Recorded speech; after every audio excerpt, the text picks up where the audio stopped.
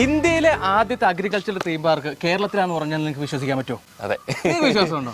കുറച്ചൊക്കെ വിശ്വാസക്കുറവുണ്ട്. എന്നാൽ അടുത്തത് കേട്ട് കഴിഞ്ഞാൽ നീ ഒട്ടും ഇത് വിശ്വസിക്കില്ല, നീ ഇങ്ങനെ ഇരുന്നു പോകും. അതായത് ലോകത്തിലെ ഏറ്റവും വലിയ അഗ്രികൾച്ചറൽ തീം പാർക്കും നമ്മുടെ കേരളത്തിൽ തന്നെയാണ്. അതെ, അതിന്റെ മുമ്പിലാണ് നമ്മൾ ഇന്നുള്ളത്, കോട്ടയം ആയങ്കുടിയിലുള്ള മാംഗോ മെഡോ.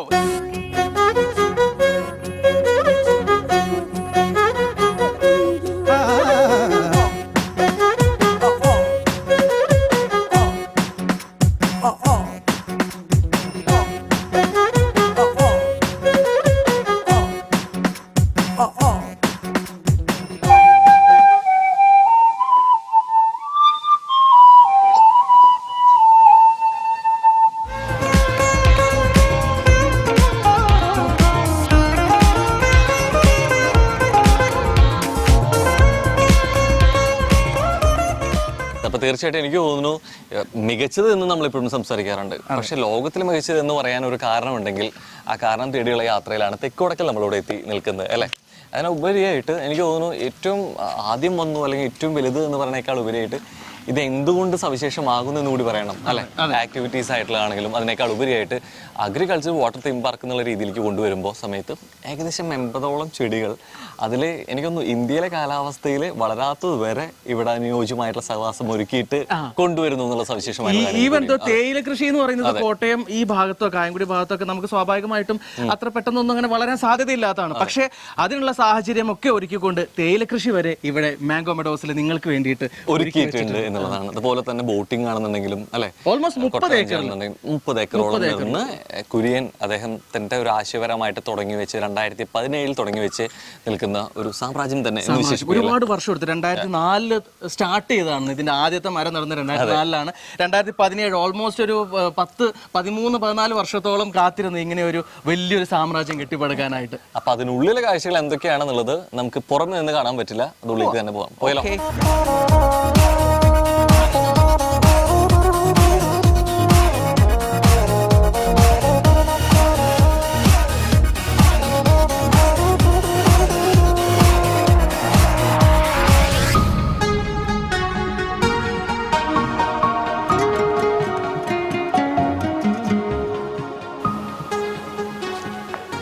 യെസ്, അങ്ങനെ ലോകത്തിലെ ഏറ്റവും വലിയ അഗ്രികൾച്ചർ തീം പാർക്ക് കാണാൻ നിങ്ങൾ ചിലവാക്കേണ്ടത് വെറും 350 rupees. പക്ഷെ 2 ദിവസം അത് ബാധകമല്ല. സാറ്റർഡേ സൺഡേ ആണെന്നുണ്ടെങ്കിൽ 400 ആണ്. അപ്പൊ ഇതിലുള്ള ആക്ടിവിറ്റീസ് നമ്മൾ നേരത്തെ പറഞ്ഞ പോലെ ബോട്ടിംഗ് കാര്യങ്ങളും ഒക്കെ ഇതിൽ ഇൻക്ലൂഡ് ആണ്.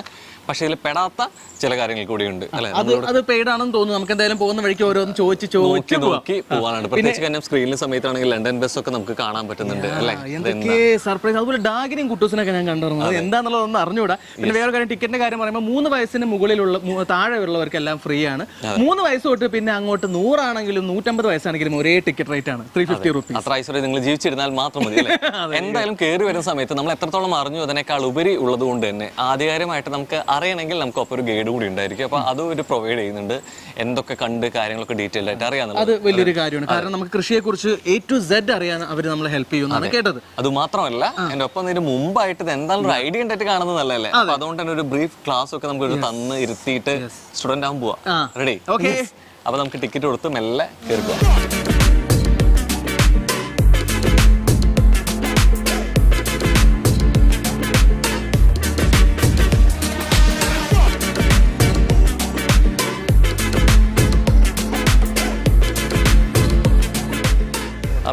ഞാൻ അഗ്രികൾച്ചർ തീം പാർക്ക് നമ്മൾ എൻട്രി കിട്ടിയ പോലെ ഇവിടേക്ക് വന്ന സമയത്ത് മൊത്തത്തിൽ തീം ഒന്ന് മാറി കളറായിട്ടുണ്ട്.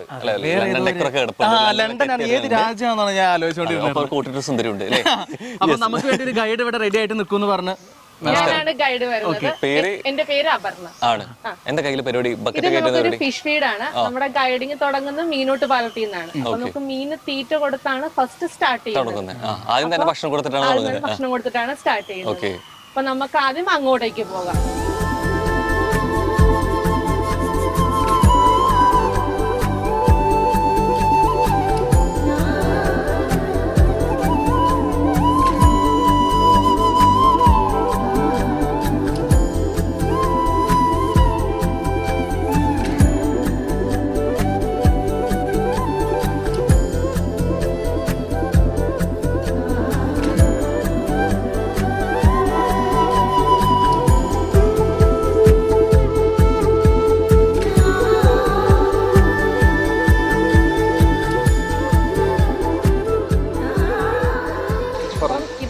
നമ്മുടെ മീനൂട്ട് പാലം. ഇവിടെ നിന്നാണ് നമ്മുടെ ഗൈഡിങ് എല്ലാം സ്റ്റാർട്ട് ചെയ്യുന്നത്. മീനൂട്ട് നമ്മുടെ ഭാരതീയ ആചാരങ്ങളും വിശ്വാസങ്ങളും പ്രകാരം മീനൂട്ടുന്ന ഒരു പുണ്യപ്രവൃത്തിയാണ്. നമ്മൾ ചെയ്ത പാപങ്ങളുടെയൊക്കെ കാഠിന്യം കുറയുമെന്നും അതുവഴി പുണ്യം ലഭിക്കുമെന്നാണ് വിശ്വാസം. നമ്മുടെ മഹാവിഷ്ണുവിന്റെ 10 അവതാരങ്ങളിൽ ഒന്നാണ് മത്സ്യാവതാരം എന്ന് പറയുന്നത്. ഇപ്പോഴും നേർച്ചകളായിട്ട് പല അമ്പലങ്ങളിലും പള്ളികളിലും മീനൂട്ട് ഇപ്പോഴും നടത്തി വരുന്നുണ്ട്. അതുപോലെ നമ്മളിപ്പോ നിൽക്കുന്നത് ഈ ഫ്ലോർ നമ്മുടെ 1 രൂപയുടെ കോയിൻ ഇല്ലേ, നമ്മുടെ 1 രൂപയുടെ കോയിൻ കട്ട് ചെയ്തെടുത്ത ബാലൻസ് ഷീറ്റ് കൊണ്ടൊക്കെ ഫ്ലോറിൽ നമുക്ക് നിൽക്കുന്നത്. നമുക്കിവിടെ ഫുൾ 64 പരം നാടൻ കായൽ കാർപ്പ് മത്സ്യങ്ങളാണ് ഉള്ളത്.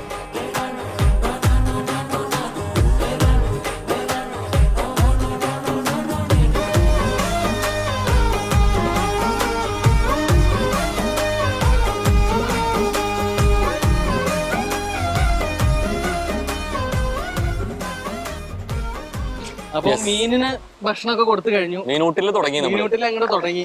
സാധാരണ മീൻ കഴിച്ചുകൊണ്ടാണ് ഞാൻ തുടങ്ങാറുള്ളത്. പക്ഷെ ഇത്തവണ മീൻ ഊട്ടിക്കൊണ്ട് നമ്മൾ തുടങ്ങി. അപ്പൊ ഇനി അടുത്തത് എങ്ങോട്ടാണ്? അടുത്തത് നമുക്ക് ബാക്കി ഏരിയകളൊക്കെ നമുക്ക് കവർ ചെയ്യാവുന്നതാണ്.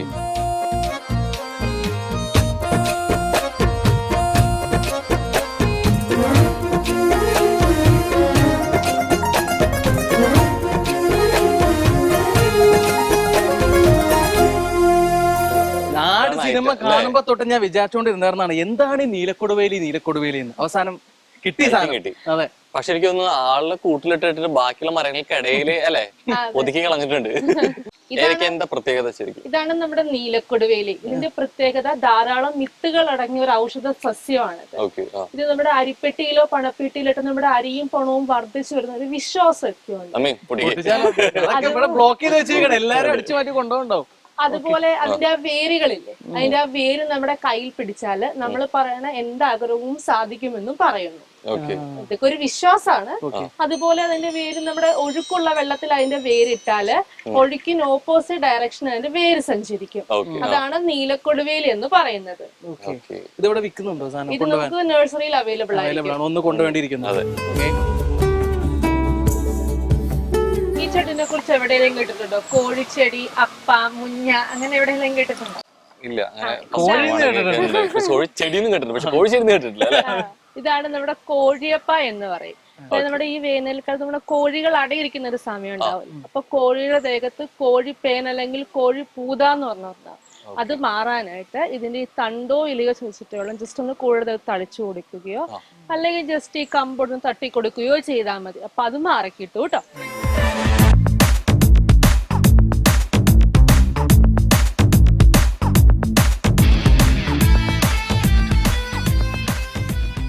നമ്മുടെ കാട്ടുപൂവരശില്ലെങ്കിൽ അലഞ്ചി. നിങ്ങൾ എവിടെയെങ്കിലും കേട്ടിട്ടുണ്ടാവും ഇതിനെ കുറിച്ച്? യൂസ് ചെയ്യുന്നുണ്ട്. ഇതാണ് നമ്മുടെ കാട്ടുപൂവരശി. ഇതിന്റെ പ്രത്യേകത സിക്കിമിന്റെ സംസ്ഥാന വൃക്ഷവും നേപ്പാളിന്റെ ദേശീയ പുഷ്പമാണിത്. ഇത് നമ്മുടെ ക്ലൈമറ്റിലൊന്നും സാധാരണ വളർന്നു വരത്തില്ല. ഇത് നമുക്ക് 0 ഡിഗ്രി സെൽഷ്യസിലാണ് ഇത് വളർന്നു വരുന്നത്. അപ്പൊ നമ്മുടെ കാലാവസ്ഥയിൽ നമുക്ക് മെയിൻറ്റെയിൻ ചെയ്ത് ഈ സാധനം വളർന്നു വരുന്നുണ്ട്. കുറെ ജാതിത്തോട്ടങ്ങളുണ്ട്. പിന്നെ ഇതിനുള്ളിൽ നമുക്ക് കോമൺ ആയിട്ട് അറിയാവുന്ന മരങ്ങളൊക്കെയാണ് ഇതിനുള്ളിൽ നിൽക്കുന്നത്. പിന്നെ ഇതാണ് നമ്മുടെ ശിംശിബ വൃക്ഷം. എന്തൊക്കെ എവിടെയും ആരേലും പറഞ്ഞു കേട്ടിട്ടുണ്ടോ? ഇതാണ് നമ്മുടെ ശിംശിവൃക്ഷം. സീതാദേവിയെ രാവണൻ ലങ്കയിലേക്കൊക്കെ അപഹരിച്ചു കൊണ്ട് പോയപ്പോൾ അശോകവനിയിലെ ഈ വൃക്ഷത്തിന്റെ ചുവട്ടിലാണ് സീതാദേവി ശ്രീരാമന് ദുഃഖിതയായിരുന്നത്. അതിന്റെ ഓർമ്മയ്ക്കായിട്ട് വെച്ചിരിക്കുന്ന ഒരു വൃക്ഷമാണ് ശിംശിബ.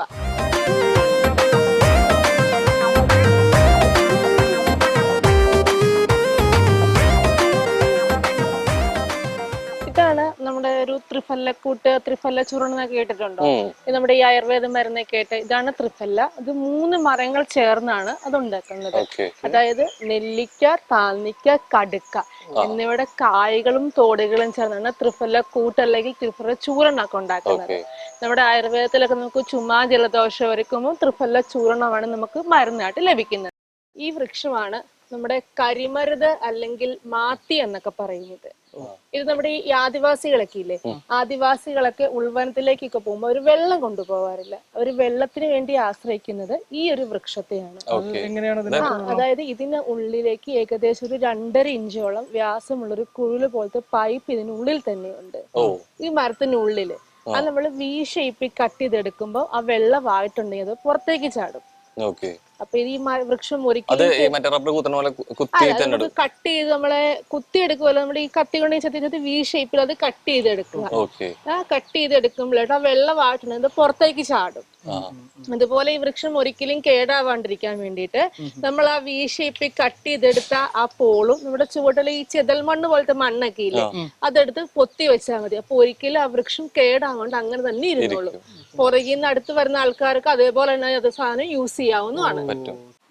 പിന്നെ ഇപ്പുറത്താണ് നമ്മുടെ ഒരു പൂൾ സൈഡ് വരുന്നത്. ഇതാണ് നമ്മുടെ മാംഗോ പൂളാണ് ഈ വരുന്നത്. ഇവിടെ പ്രൈവറ്റ് പൂളാണ്. ഇതിൽ കയറണമെങ്കിൽ നമുക്ക് പെർ ഹെഡ് ഒരാൾക്ക് 100 രൂപയായിരിക്കും വരുന്നത്. ഈ പൂളിന്റെ സ്റ്റാർട്ടിംഗ് ടൈം വരുന്നത് 11 മണി മുതൽ 4:45 വരെ ആയിരിക്കും. ഏതെങ്കിലും 1 അവർ നമുക്ക് പൂള് യൂസ് ചെയ്യാവുന്നതാണ്.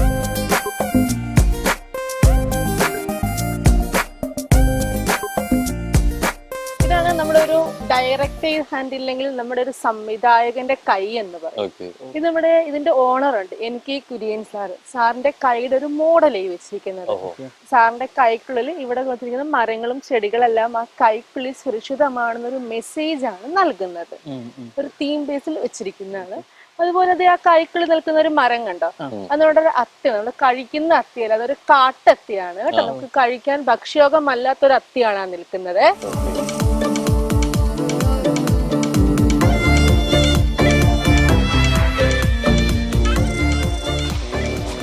ഈ ചെടിയുണ്ടോ, ഈ ചെടിക്ക് ഒരു പ്രത്യേകതയുണ്ട്. പ്രത്യേകത മീൻസ് അങ്ങനെയല്ല, ഇതൊരു മദനക്കാമരാജ് എന്ന് പറയും. അതായത് പണ്ട് ഈ രാജാക്കന്മാരുടെ കാലത്ത് നമ്മുടെ പുരുഷന്മാരൊക്കെ നമ്മുടെ ഉത്തേജക മരുന്നൊക്കെ ആയിട്ട് ഇതിന്റെ ഒരു കായും പൂവാണ് യൂസ് ചെയ്തത്.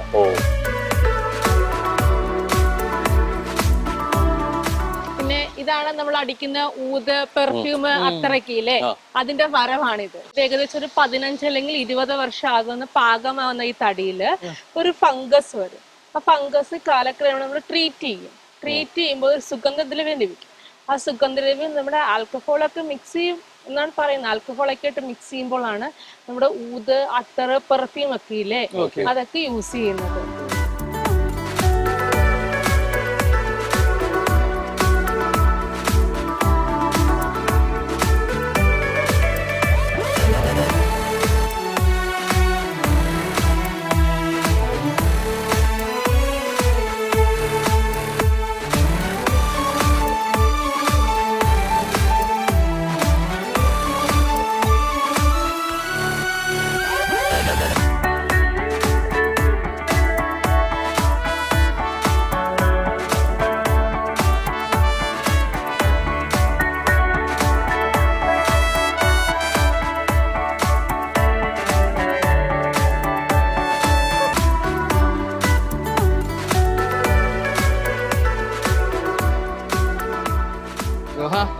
അതെ, നടന്ന് വശമായില്ലേ, ഒരു വശമായി. നടന്ന ശരിക്കും കാഴ്ചകൾ നമുക്ക് ഇനിയും കാണാനുണ്ട്. പക്ഷെ മെല്ലെ വിശപ്പിന്റെ വെളി വന്നുള്ളതുകൊണ്ട് തന്നെ മെല്ലെ നമ്മളെ കൂട്ടിക്കൊണ്ടുവന്ന അല്ലേ, നമുക്ക് കഴിക്കാൻ പോകാം. റെസ്റ്റോറന്റ് ഇങ്ങോട്ടേക്കാണ്, പേരാർ റെസ്റ്റോറന്റിലേക്ക് നമുക്ക് നടന്നു നീങ്ങാം. കയറിപ്പോ.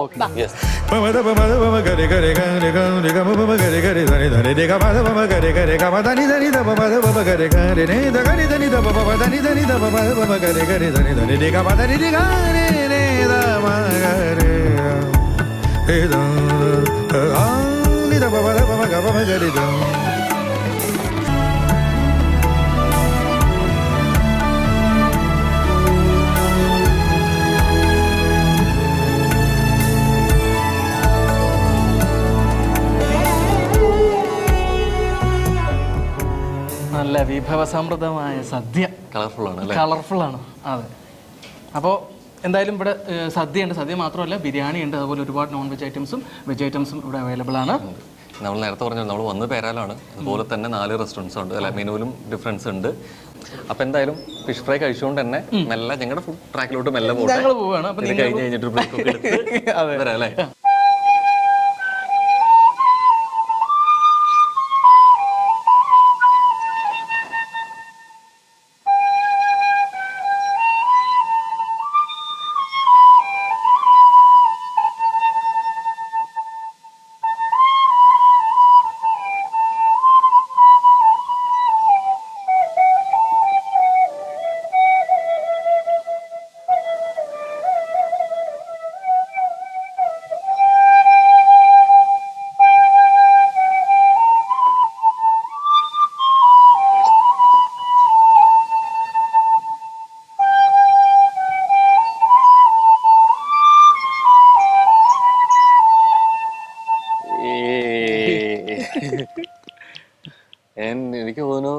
കഴിച്ച് അല്ലെ വിഭവസമൃദ്ധമായ ഭക്ഷണം കഴിച്ച് ഇതിനൊപ്പം തന്നെ ഈ മരത്തണലിരുന്ന് ഈ പാട്ടും കേട്ട് കഴിഞ്ഞു കഴിഞ്ഞാല് നമ്മളങ്ങ് പോവും. അതായത് ബാക്കി കാഴ്ചകൾ ഉണ്ടെന്ന് അറിയാം, എന്നാൽ ഇരുന്ന് ഉറങ്ങി പോകുന്നത്. പക്ഷെ ഇത് ഭയങ്കര ഒരു പീസ്ഫുൾ അല്ലെ, റിലാക്സേഷൻ പറ്റുന്ന ഒരു ആംബിയൻസ് ഒരു പോയിന്റ് ആണ്.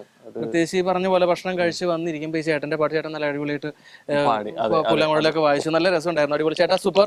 സോ പിന്നെ ഭക്ഷണത്തിന്റെ കാര്യം നല്ല കിടലൻ വിഭവസമൃദ്ധമായ ഭക്ഷണമായിരുന്നു, അതിനും താങ്ക് യു. അപ്പൊ ഇനി കഴിഞ്ഞോ? ഇനി എന്താണ് അടുത്തത്? ഇനി നമുക്ക് അടുത്തത് കുറച്ച് ഏരിയ ഉണ്ട്, ഒരു കയറി വിരിക്കുന്നതുണ്ട്, പോട്ട് മേക്കിംഗ് ഉണ്ട്. ഓക്കെ, ഇവിടെ എന്താണ് സംഭവം? ഇത് നമ്മുടെ ഒരു നക്ഷത്ര വനമാണ്. അതായത് നമ്മുടെ അശ്വതി മുതൽ രേവതി വരെയുള്ള ഓരോ നാളുകാർക്കും അവരുടെ നാൾവൃക്ഷം കണ്ടെത്താം. അതാണ് ഈ ഏരിയയിലുള്ളത്. മരങ്ങൾ അറിയുകയും ചെയ്യാം, പാട്ടും കേൾക്കാം. അപ്പൊ കുറെ കാഴ്ചകൾ ഇനി ഉണ്ടെങ്കിൽ വരെ, പക്ഷെ ഇവിടുന്ന് പോവാൻ തോന്നുന്നില്ല. പക്ഷെ നമുക്കിത് കാണാൻ നിവൃത്തിയില്ല അല്ലെ. അടുത്ത സ്ഥലത്തേക്ക് അപ്പൊ ഉറങ്ങണം അല്ലെ, വയ്യ.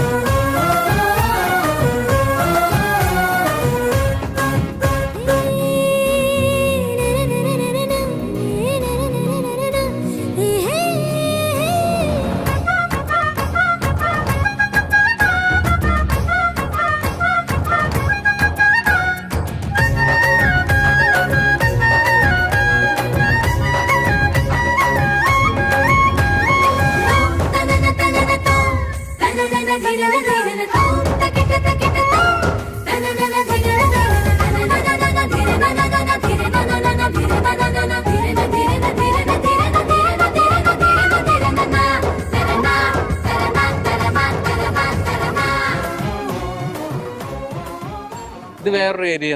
അതെ, ഇതുള്ളൊരു വെറ്റിനറി ഫാം ഏരിയ ആണ് ഇവിടെ. ഇവിടെ നമുക്ക് കൂടുതലും കാടക്കോഴികളുണ്ട്, വാത്തയുണ്ട്, യമു ഉണ്ട്, അങ്ങനെ പക്ഷികളുടെയും മൃഗങ്ങളുടെയും ഒക്കെ ഒരു ഏരിയ ആണ് ഇപ്പൊ പോകുന്ന ഏരിയ. ഇത് വെറ്റിനറി ഫാം കേട്ടോ.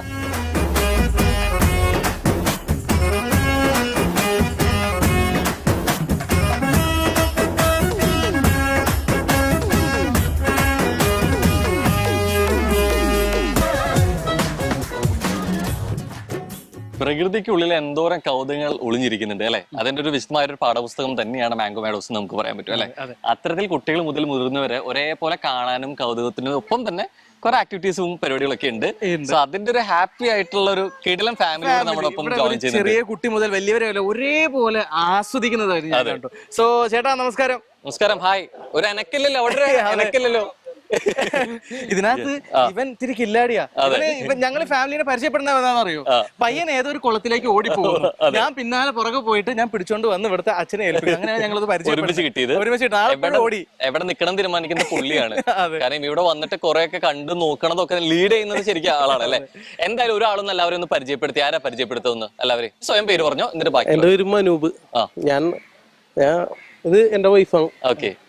അച്ഛന്റെ മൂത്ത മകള്, അത് ചേച്ചിയുടെ ഹസ്ബൻഡാണ്. ഇത് ചേട്ടന്റെ 3 പിള്ളേര്, ഇത് എന്റെ ഒരെണ്ണം. ഞങ്ങളുടെ വീട് ഞാറക്കല്. ഇത് ഇടയ്ക്കൊരു ട്രിപ്പ് മോഡ് ഉള്ളതാണോ നിങ്ങൾക്ക് ഇങ്ങനെ?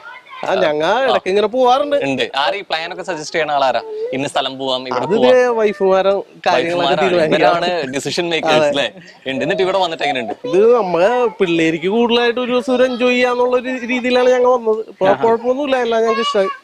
എന്തായാലും ഇത്രയും വൈബായിട്ട് നിൽക്കുന്നോണ്ട് തന്നെ എനിക്ക് തോന്നുന്നു നമുക്ക് ഞങ്ങള് ചെറിയൊരു സമ്മാനമായിട്ടാണ് വന്നേക്കുന്നത്. അവൻ ഓടിപ്പോകുന്നു കേട്ടോ. പിന്നെ പോയി. യെസ്. അപ്പൊ എന്തായാലും നിങ്ങൾ ഇത്രയും പേര് സന്തോഷമായിട്ട് നിൽക്കുന്ന ഈ ഒരു സാഹചര്യത്തിൽ നിങ്ങളുടെ സന്തോഷം ഇരട്ടിപ്പിക്കാൻ വേണ്ടിയിട്ട് കുറച്ച് സമ്മാനമൊക്കെ ആയിട്ടാണ് ഞങ്ങൾ വന്നേക്കുന്നത്. അപ്പോൾ വെറുതെ ഒരു സമ്മാനം നമ്മൾ അങ്ങനെ തരില്ല. ഞങ്ങൾ ഒരു ക്വസ്റ്റ്യൻ പ്ലാൻ ചെയ്ത് വെച്ചിട്ടുണ്ട്. ആ ക്വസ്റ്റ്യൻ ആൻസർ ചെയ്യുകയാണെങ്കിൽ സമ്മാനം കൈ നിറയായിട്ട് ഹാപ്പി ആയിട്ട് കൊണ്ടുപോകാൻ പറ്റും. അപ്പൊ ചോദ്യം എവിടെ വരണം? എന്തായാലും സിനിമകളൊക്കെ കണ്ടുകൊണ്ടിരിക്കുന്ന ആളുകളാണെന്ന് അറിയാം അല്ലെ, സിനിമ കാണാറുണ്ട്. അത്തരത്തിൽ ഒരു മൂവിയുടെ മിനിമൽ പോസ്റ്റർ ആയിരിക്കും കാണുക. അപ്പൊ അതിൽ ക്ലൂ ഉണ്ടായിരിക്കും. ആ പോസ്റ്റർ കണ്ടിട്ട് ഏതാണ് സിനിമ എന്ന് ഗസ് ചെയ്ത് കഴിഞ്ഞു കഴിഞ്ഞാൽ നേരത്തെ പറഞ്ഞ ഗിഫ്റ്റ് അടിച്ചുകൊണ്ട് പോവാം. Okay, ready? സോദാ, ശരി. ഞാൻ ചേട്ടൻ പിടിച്ചോ, പാസ് ചെയ്ത് പോകും. ഉത്തരം പറയുന്ന ആളൊന്ന് മൈക്കിൽ പറഞ്ഞോളൂ, ഒന്ന് പാസ് ചെയ്തു. ആദ്യം ഒന്ന് പിക്ചർ നോക്കി വെച്ചോളൂ, എന്നിട്ട് ഉത്തരം പറഞ്ഞു കൊടുക്കാം.